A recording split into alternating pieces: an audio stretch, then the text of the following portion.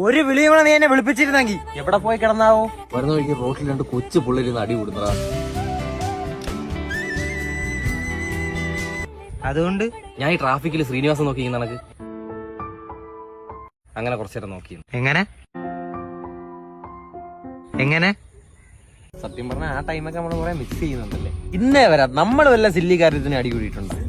എന്റെ വാപ്പ ഗൾഫിൽ നിന്ന് വന്നു. ആ ജംസ് മൊത്തം ഇവൻ തിന്നിട്ട് ആ ജംസിന്റെ അത് മഞ്ചാടി കൊണ്ട് തന്നു, ഗൾഫ് ജംസ് എന്ന് പറഞ്ഞു. എന്നിട്ട് എനിക്കിതല്ലോ അറിയാം. ഞാൻ തിന്ന് രാവിലെ മുത്ത് പൊഴിയുന്ന ശബ്ദം എന്റെ ബാത്റൂമിൽ. ഞാൻ കൊണ്ടുവന്ന ചോറ്റാത്തരത്തെ മുട്ട എടുത്തിട്ട് ആ മുട്ടയുടെ ഫോട്ടോസായിട്ട് എടുത്ത് വെച്ചാണ് വൻ. എന്നിട്ട് ഞാൻ ഒരു ഉരുളയോടെ അതങ്ങ് ഇറക്കി.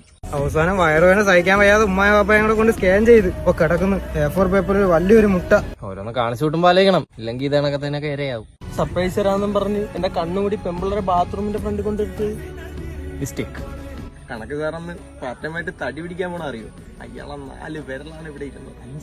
5 കയറാൻ സ്ഥലം വേണ്ട. അയാളെ വലിയ എനിക്ക് തന്നോമാർക്കൊക്കെ ഞാൻ കൊടുത്തിട്ടുണ്ട്. ഒരു വിളിയും കൂടെ വിളിപ്പിച്ചിരുന്നെങ്കിൽ എന്തിനാ ഉണ്ടായിക്കളയെന്ന് പറഞ്ഞല്ലോ. ഉണ്ടാക്കി തരാടാ. വിളിക്കല്ല, ഞാൻ വിളിക്കാം അങ്ങോട്ട്.